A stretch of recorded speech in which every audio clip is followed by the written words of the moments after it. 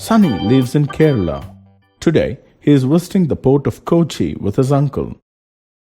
His uncle exports the premium grade pepper to other countries. When did you start trading pepper, uncle? I started this trade just 10 years back, but pepper has a long history that is 4,000 years old. Even the Britishers came to India as a small trading company to trade spices like pepper. In 1600, the East India Company acquired a charter from the ruler of England, Queen Elizabeth I, granting it the sole right to trade with the East. Why do you think they wanted a sole right to trade with the East?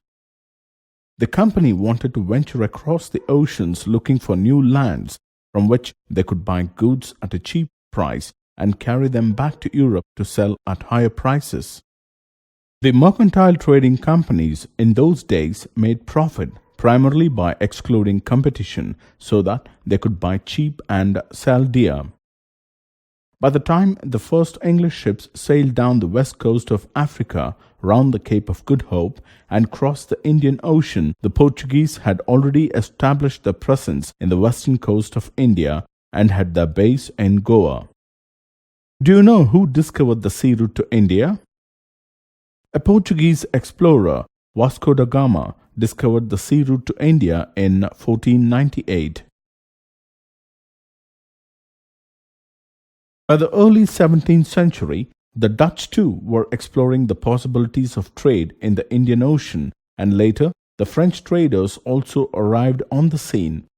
All these companies were interested in buying the same things. The fine qualities of cotton and silk produced in India had a big market in Europe. Pepper, cloves, cardamom and cinnamon too were in great demand.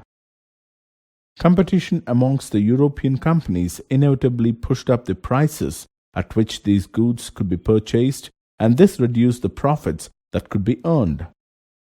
How do you think the trading companies would have reacted to this competition? The urge to secure markets led to fierce battles between the trading companies.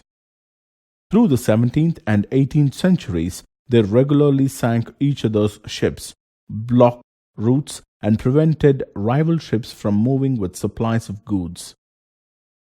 Trade was